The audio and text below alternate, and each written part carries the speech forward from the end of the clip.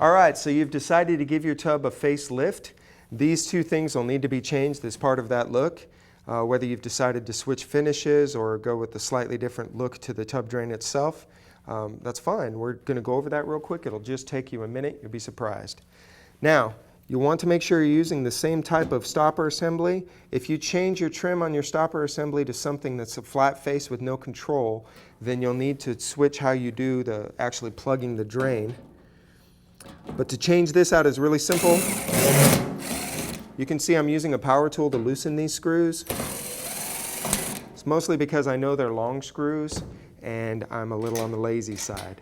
When you reinsert them, you might use a power tool to reinsert them, but you certainly don't want to drive them in there. Maybe the last couple of turns you'll do with a Phillips screwdriver. Now once those two screws are out, you'll have to pull the stopper assembly out like so. Your new one should look identical, or it might be in two pieces where you have to insert a cotter key through the rod and connect them there. Bend the cotter key over so it stays in place, and then it's ready to insert. Try and keep debris or dirt off of these O-rings as it'll help them seal later. To put it together, you just insert it like so. Make sure the notches here are on the underside.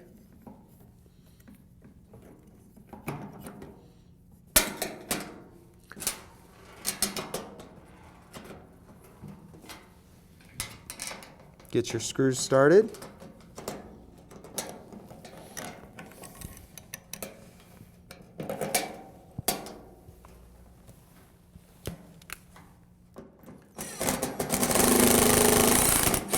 Like I said, you might use a power tool to take up some of that slack, but make sure your final couple of spins are with a hand screwdriver so that you don't strip anything out or overdrive it. And once those screws are reasonably tight, double check the operation of the stopper, make sure it's working good, and you're good to go. Now, to change the trim on a strainer such as this is very simple. There's one screw to remove, and once that screw is loose, the strainer itself should pop right out. Occasionally, you'll have to show it a little love to really give it some force if it's developed some sort of seal around the perimeter, but that's okay because you're going to put a new strainer in. Installation is simple. It's the reverse of this assembly, where you're literally just going to set that screw, the new screw with the new screen back in place.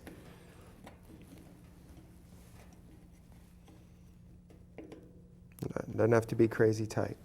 Now, as a last note, if you've decided to switch to a flat top here that's just the cap, that means you're going to be removing how this tub is clogged up, or it's plugged up, I should say, so that it can fill with water. You might consider inserting a drain assembly such as this, and it's fairly simple. It does take more work, obviously, than the other does, and you will need a tub drain tool. It has a small screw. Let me find it real quick. There it is. It has a small Phillips head screw down on the shaft. You're going to want to loosen that so you can remove that. You'll unscrew this center post. It simply unscrews. And then you will use a drain tool to reinsert it once your existing one has been removed. Now remember, when you reinsert the new one, you do need to put a bead of plumber's putty around here. And from the underside, you'll need to slide in a new gasket, new rubber gasket, just to make sure it's going to operate just as effectively as possible. And then once that assembly is complete, run a ton of water down it, a half a tub or so, and make sure that it's good and tight.